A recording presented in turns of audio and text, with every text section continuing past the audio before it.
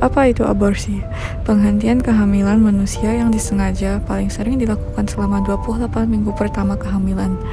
Mereka dapat dilakukan setelah 24 minggu dalam keadaan yang sangat-sangat terbatas. Misalnya, jika nyawa ibu terancam atau anak lahir dengan kecacatan yang sangat parah. Kehamilan diakhiri dengan minum obat atau menjalani prosedur pembedahan. Karena 90,6% aborsi dilakukan dalam 13 minggu pertama kehamilan, kebanyakan wanita akan diberikan pil aborsi daripada menerima aborsi bedah. Aborsi juga dikenal sebagai kegiatan yang dilakukan untuk mengumpulkan kandungan atau membunuh janin di dalam perut. Penyebab orang bisa melakukan aborsi itu karena keadaan sosial, seperti kehamilan yang terjadi tanpa direncanakan, tanpa support dari keluarga, dan karena ada suatu masa di antara pasangan tersebut. Bisa juga karena faktor ekonomi dan kedua belah pihak yang kurang mendukung. Biasa aborsi dilakukan pada trimester 1 atau saat kandungan berumur di bawah 28 minggu. Apa yang terjadi pada minggu 28 kehamilan? Bayi memiliki panjang sekitar 37,6 cm dari kepala hingga tumit dan beratnya sekitar 1 kg. Itu kira-kira seukuran nanas dan berat sekantong besar gula merah. Detak jantung bayi berubah setiap saat, sekitar minggu ke-5 atau 6 saat pertama kali terdeteksi, sekitar 110 denyut per menit. Kapan biasanya orang melakukan aborsi? Sebagian besar perdebatan politik tentang aborsi berfokus pada aborsi yang dilakukan di akhir kehamilan. Tetapi, sebagian besar terjadi pada trimester pertama. 43% dari semua aborsi terjadi dalam 6 minggu pertama kehamilan dan 92% dalam 13 minggu pertama. Apa yang terjadi pada minggu 6 kehamilan? Otak dan sumsum tulang belakang bayi akan berkembang dari tabung syaraf. Jantung dan organ lainnya juga mulai terbentuk. Struktur yang diperlukan untuk pembentukan mata dan telinga berkembang. Tunas kecil muncul yang akan segera menjadi lengan. Kenapa topik ini kontroversial? Topik ini kontroversial karena masalah aborsi tidak hanya terletak pada moral tetapi juga sains. Dan di dalam aspek-aspek tersebut terdapat sub-sub aspek yang mempengaruhi keyakinan masyarakat. Misalnya, ada orang yang beranggapan bahwa bayi belum memiliki kehidupan, sehingga tidak ada di dunia nyata karena belum bisa mengalami sesuatu. Beberapa orang mengira bahwa bayi sudah bisa merasakan sesuatu saat sperma bertemu dengan sel telur. Beberapa orang juga percaya bahwa hidup sudah ada. Dengan lensa yang begitu banyak, inilah mengapa terjadi konflik antar wawasan dunia yang berbeda. Wow, sedikit kontroversial ya topik kita kali ini. Tapi pas banget gak sih? Karena kita kan juga calon dokter. Apalagi di materi ini kita belajar tentang aborsi, yang sendirinya tuh kayak dia berkaitan sama embriologi, terus kayak reproduksi, organogenesis. Jadi kita tuh tinggal gabungin aja topik aborsi ini sama filsafat-filsafat yang ngedukung topik ini, karena topiknya itu sangat amat kontroversial dan akhir-akhir ini. Nah, jadi pada kesempatan kali ini kita bakal pelajarin berbagai macam perspektif, wawasan dunia yang bakal bantu kita tuh untuk memahami topik kali ini, yaitu topik aborsi. Aku akan bahas wawasan dunia religius. Wawasan dunia religius ini sendiri adalah wawasan yang memiliki keyakinan tentang Tuhan dan spiritualitas. Jadi kayak we can also break down religious worldwide itu into a few key types, kayak monotheism, terus polytheism, sama atheism. Jadi wawasan dunia itu sebagian besar tuh ngeliputin agama-agama yang monotheism. Terus seperti Islam, terus Yahudi, terus juga ada Katolik. Terus wawasan dunia ini tuh juga terorganisir, dan untuk menguatkan keyakinan mereka tuh kayak memiliki teks-teks pengokoh dan pendukung. Seperti kayak di agama Islam kita punya Al-Quran, di agama Katolik dan Kristen ada yang namanya Alkitab, seperti itu. Terus dengan keyakinan dan pendirian tentang religi ini, mereka tuh bakal semakin memiliki prinsip yang di hidup tuh seperti moralitas, gimana caranya ngejalanin hubungan dengan baik antar sesama, hubungan tergender, terus juga aturan-aturan lainnya yang ada pada keyakinan mereka masing-masing. Terus wawasan dunia religi ini, dia tuh berpusat dan berteguh kepada agama keyakinan Tuhan, prinsip Tuhan, terus aturan-aturan. Jadi jika wawasan dunia religi ini tuh dikaitkan dengan kasus aborsi kita pada kali ini, maka dalam wawasan ini tuh kayak aborsi itu sangat amat dilarang. Karena jika kita membunuh janin, sama aja kita membunuh manusia, karena janin itu sudah memiliki nyawa. Gitu. Pertama, saya akan menjelaskan wawasan religius agama Kristen dan Katolik mengenai aborsi. Dari yang saya tahu bahwa di agama Kristen dan Katolik menganggap bahwa kehidupan di dalam kandungan sama seperti kehidupan setelah lahir atau di luar kandungan, yang berarti ketika kita membunuh atau mengaborsi, berarti kita membunuh kehidupan yang ada dalam kandungan. Itu sama saja seperti kita membunuh manusia. Jadi aborsi sendiri dalam Kristen dan Katolik itu sangat tegas dilarang, seperti yang tertulis di Keluaran pasal 2 ayat 22-25 yang berbunyi, apabila ada orang berkelahi dan seorang dari mereka mengenai seseorang perempuan yang sedang mengandung sehingga keguguran kandungan tetapi tidak mendapatkan kecelakaan membawa maut, pastilah ia didenda sebanyak yang dikenakan oleh suami perempuan itu kepadanya, dan ia harus membayarnya menurut keputusan haji. Namun, jika perempuan itu mendapat kecelakaan yang membawa maut, engkau harus memberikan nyawa ganti nyawa, mata ganti mata, gigi ganti gigi, tangan ganti tangan, dan kaki ganti kaki. Selanjutnya, saya akan menjelaskan mengenai wawasan dunia Islam. Wawasan agama Islam. Dari yang saya tahu bahwa aborsi sendiri dalam agama Islam itu banyak perdebatan. Tapi sebagian besar mengharamkan perilaku aborsi apapun yang terjadi. Tetapi karena seperti yang dijelaskan dalam Quran surat An-Nisa ayat 93, dan barang siapa yang bunuh seorang mukmin dengan sengaja, maka balasannya adalah neraka jahanam dan dia kekal di dalamnya, dan Allah murka kepadanya dan melaknatnya serta menyediakan baginya azab yang besar. Jadi dalam Islam sama seperti di agama Kristen bahwa kehidupan dalam kandungan itu sama seperti kehidupan di luar kandungan, yang berarti hukum aborsi sendiri sangat diharamkan. Tapi ada beberapa ulama berpendapat dan bahwa fatwa MUI juga menjelaskan bahwa aborsi dapat dilakukan dengan beberapa pertimbangan. Seperti contohnya nyawanya itu kandungan tersebut membahayakan nyawa seorang ibu, misalkan ibunya mengidap penyakit seperti kanker atau mungkin TBC yang bisa jadi kandungan tersebut bisa membahayakan nyawa ibunya, atau mungkin dari kandungannya ini memiliki masalah dan sulit untuk disembuhkan nantinya, dan juga bisa karena kan ibu merupakan seorang korban dari pemerkosaan seperti itu. Tapi dengan pertimbangan tersebut bahwa aborsi hanya dapat dilakukan di bawah kandungan itu di bawah usia 4 bulan, karena dalam Islam dipercaya bahwa pada usia 4 bulan ruh itu sudah ditiupkan kepada janin ataupun bayi. Jadi setelah 4 bulan maka aborsi sangat diharamkan apapun yang terjadi. Selanjutnya mengenai wawasan agama Yudaisme. Dalam Yudaisme sendiri menganggap bahwa kehidupan itu adalah suatu hal yang suci, dan ini mengacu pada ajaran hukum etika dari Alkitab Ibrani, Talmud, keputusan respons kasus per kasus, dan literatur nabi lainnya. Seperti dalam Kejadian ketika Nabi Nuh dan keturunannya dilarang untuk membunuh, yaitu orang yang menumpahkan darah manusia melalui manusia akan menumpahkan darahnya, karena menurut gambar Elohim ia menciptakan manusia. Jadi baik dari agama Kristen, Katolik, Islam, Yudaisme, atau wawasan religius, sebagian besar sangat menentang perilaku aborsi ini. Jadi secara umum wawasan dunia adalah seperangkat konsep yang terbentuk dari pikiran-pikiran yang nantinya akan menjadi cara pandang kita terhadap dunia. Nah, sekarang saya akan membahas tentang wawasan dunia sekuler. Jadi wawasan dunia sekuler sendiri itu adalah secara umum dapat didefinisikan sebagai pemisahan antara agama dan urusan negara ataupun politik. Jadi secara lebih dalamnya lagi, wawasan dunia sekuler menurut filsuf itu dapat ditujukan untuk berusaha menafsirkan kehidupan berdasarkan prinsip-prinsip yang semata-mata itu berasal dari dunia material saja. Jadi kita tuh akan menggeser fokus dari agama menuju masalah secara temporal dan material saja.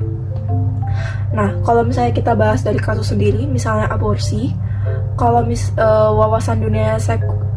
wawasan dunia sekuler, aborsi itu dapat dibenarkan karena beberapa hal. Misalnya kalau misalnya sang ibu itu merupakan korban pemerkosaan atau pelecehan, kalau karena sang ibu korban pemerkosaan dan pelecehan, maka sang ibu itu kan dia itu kan memiliki anak tanpa sekeinginan dirinya sendiri, sehingga menurut pandangan logika dan inti permasalahannya, sang ibu tuh diperbolehkan untuk melakukan aborsi karena dia memiliki anak tanpa sekeinginannya sendiri.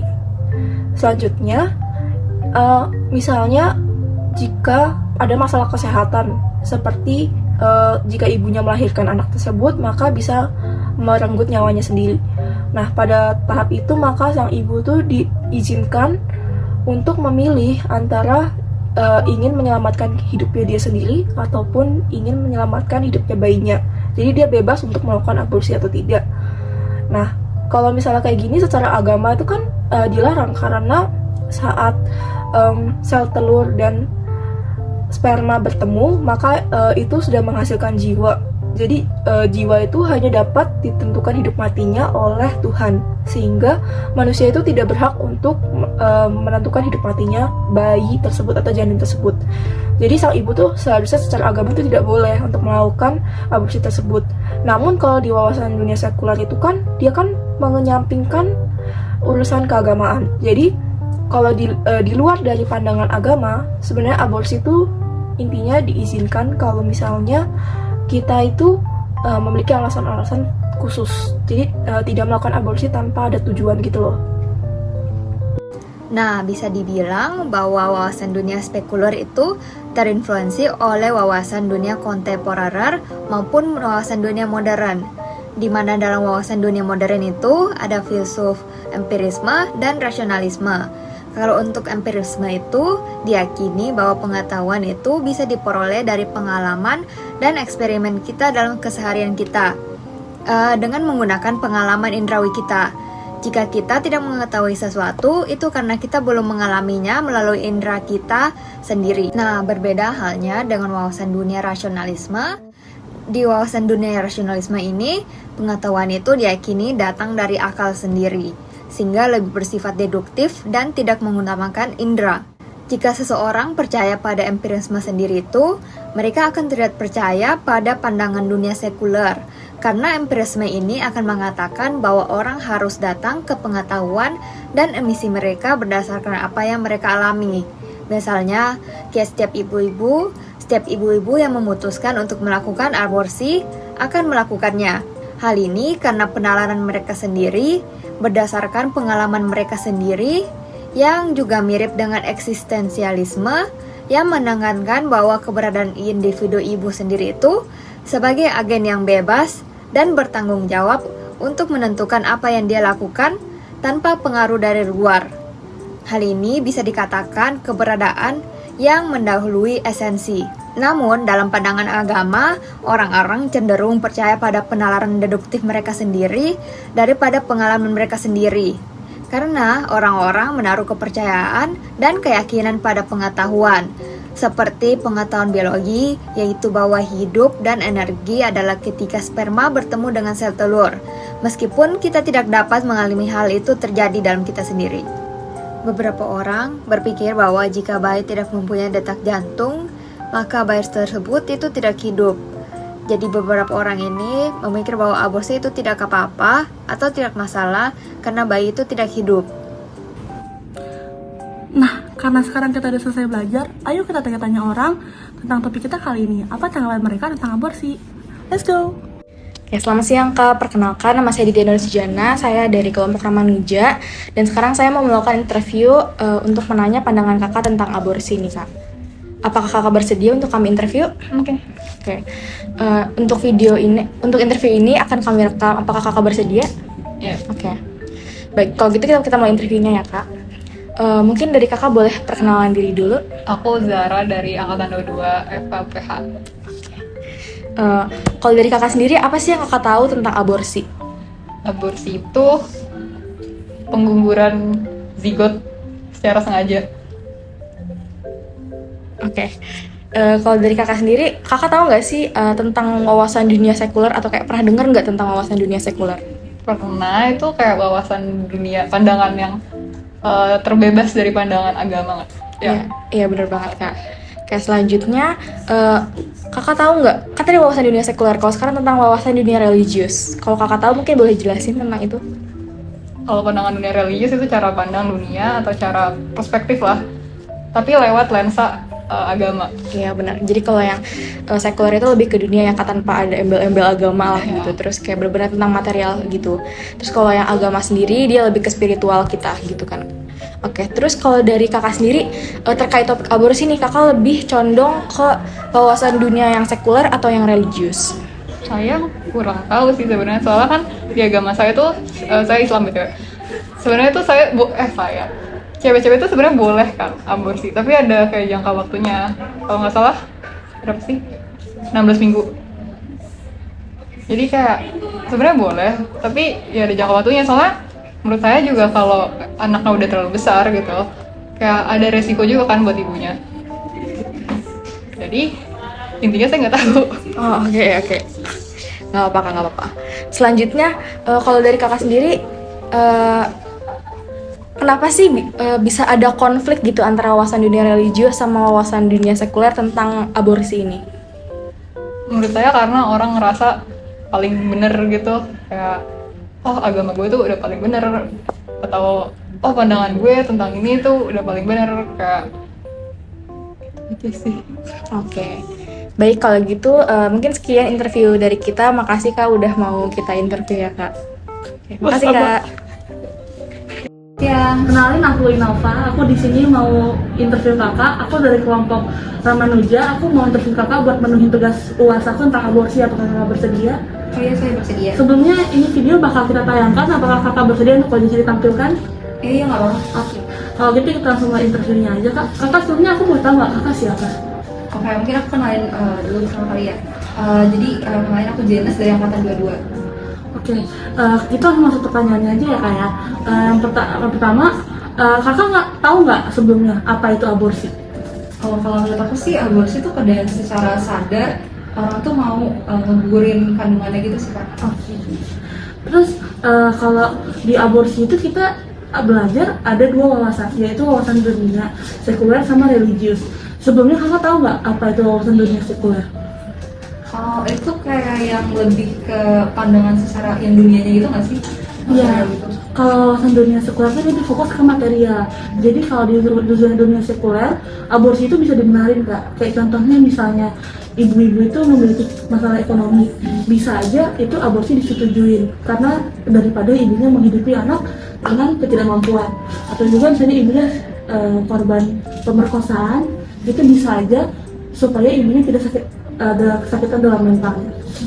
Kalau selanjutnya untuk wawasan dunia religius, kakak ada tahu apa nggak?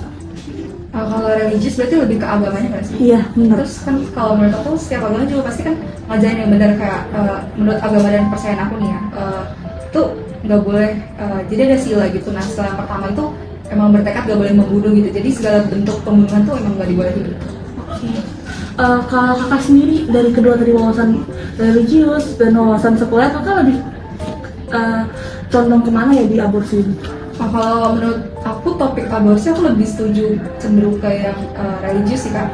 Karena ya percuma kalau misalnya kita udah sesuai kepercayaan aku juga ya tadi ya, kalau misalnya ada sila yang nggak boleh bertekad tuh nggak boleh membunuh. Jadi kalau misalnya kita udah bertekad nggak boleh dilakuin. Terus menurut aku aborsi walaupun dari segi sadar atau nggak sadar, terus ada niat atau nggak ada niat, itu sama aja itu membunuh, walaupun dalam konteks apapun itu namanya udah ngebunuh. Kalau menurut kakak sendiri di topik aborsi ini kenapa bisa sampai ada kayak dua pandangan, yaitu wawasan dunia sekuler sama wawasan dunia religius? Okay. Kalau menurut aku setiap orang itu kan punya pandangannya masing-masing ya. Jadi kayak bisa aja orang tuh mikirnya beda, ada yang lebih condong ke religius, ada juga yang sekuler. Jadi beda-beda sih menurut aku kayak gitu. Oke, jadi sekian interviewnya dari aku ya kak. Makasih buat waktunya kak. Terima kasih. Boleh tolong perkenalkan diri Kak? Iya, selamat siang. Aku mahasiswa FKUPH. Oke. Sebelum saya akan menanyakan pertanyaan pertama. Jadi apa apa yang Anda mengerti dalam topik aborsi? Kalau yang saya mengerti itu sebenarnya aborsi itu dalam definisinya itu kalau seorang ibu itu menggugurkan kandungannya. Baik, selanjutnya apa yang Anda mengerti dalam wawasan dunia sekuler? Sejujurnya saya tidak pernah mendengar istilah ini, baru saya akhir-akhir ini mulai memfamiliarkan diri dengan istilah ini. Jadi saya tidak memiliki pengetahuan yang mendalam tentang topik ini. Cuman kalau wawasan dunia sekuler yang pemahaman saya itu lebih ke kayak bagaimana suatu negara itu membentuk peraturan-peraturannya untuk mengatur masyarakatnya terlepas dari pandangan agama manapun. Apa yang Anda mengerti tentang wawasan dunia religius? Yang saya pahami itu dia kayak kebalikannya sama yang wawasan dunia sekuler tadi. Jadi dia lebih mengkaji ke pandangan agama tertentu untuk membuat peraturan di negara tersebut. Baik, untuk pertanyaan selanjutnya, apakah Anda cenderung memilih wawasan dunia sekuler atau wawasan dunia religius untuk topik aborsi? Saya pribadi merasa bahwa topik aborsi itu tidak dapat ditentukan misalnya seperti kayak pandangan yang salah atau benar. Jadi kita, menurut saya pribadi ya, ini lebih kayak kita harus mengkaji sebenarnya apa latar belakang dari yang membuat si ibu itu untuk melakukan aborsi. Seperti itu dari saya. Baik, untuk pertanyaan selanjutnya, menurut Anda mengapa ada konflik dalam wawasan dunia religius dan wawasan dunia sekuler dalam topik aborsi? Menurut pandangan saya yang mungkin tidak terlalu mendalam ya terhadap wawasan dunia ini, saya melihat kalau ada beberapa pandangan misalnya dari agama tertentu yang mungkin berbeda dengan pandangan beberapa orang. Jadi mungkin itu yang menjadi pemicu konflik karena adanya perbedaan pandangan. Baik Kak, boleh tolong perkenalkan dirinya dulu? Halo, nama aku. Oke, untuk pertanyaan pertama, apa yang Anda mengerti dalam topik aborsi? Aborsi itu berarti tindakan untuk menghentikan sebuah kehamilan sebelum janin itu lahir. Oke, baik. Untuk pertanyaan selanjutnya, apa yang Anda mengerti dalam wawasan dunia sekuler? Berarti wawasan dunia sekuler itu ada pemahaman bahwa harus ada pemisahan antara agama dan hukum. Itu sih yang aku mengerti. Oke, baik. Untuk pertanyaan selanjutnya, apa yang Anda mengerti dalam wawasan dunia religius? Berarti wawasan dunia religius itu pemahaman yang titik terangnya ada di pandangan agama atau holistik. Oke, baik. Selanjutnya, apakah Anda cenderung memilih wawasan dunia sekuler atau wawasan dunia religius mengenai topik aborsi? Kalau untuk aku sendiri, aku lebih ke pandangan religius karena aku memahami kalau misalnya jiwa itu ada setelah ada peleburan antara sperma dan sel telur. Jadi menurutku nyawa sebuah janin itu sama berharganya seperti nyawa sebuah manusia gitu. Oke, baik. Terakhir, menurut Anda mengapa ada konflik di wawasan dunia religius dan wawasan dunia sekuler dalam topik aborsi? Menurut aku kenapa mereka bisa konflik karena ada perbedaan pandangan yang cukup besar, dimana kalau misalnya dari wawasan dunia religius mereka cenderung untuk menolak aborsi dari segala jenis alasan, tapi kalau misalnya wawasan dunia sekuler mereka lebih membiarkan kebebasan memilih itu mau melanjutkan kehamilan atau enggak. Itu sih. Baik, terima kasih Kak. Ya, terima kasih.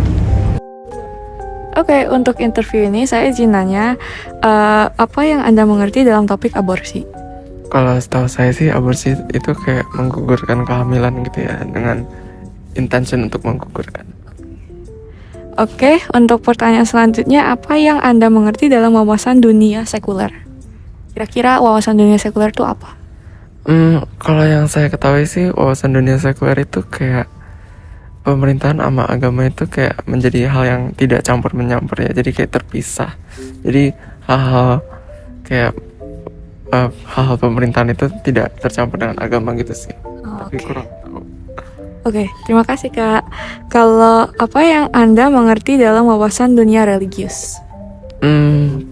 Kalau yang saya pikir sih wawasan dunia religius ya berarti kebalikannya sekuler gitu sih. Jadi pandangan agama-agama gitu dalam hal ya pandangan agama-agama.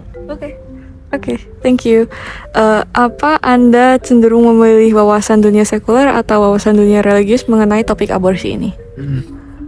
Sebelumnya aku sedikit takut komen tentang aborsi, tapi kalau untuk menurut aku secara pribadi kayaknya aku lebih cenderung ke arah wawasan dunia sekuler untuk hal aborsi karena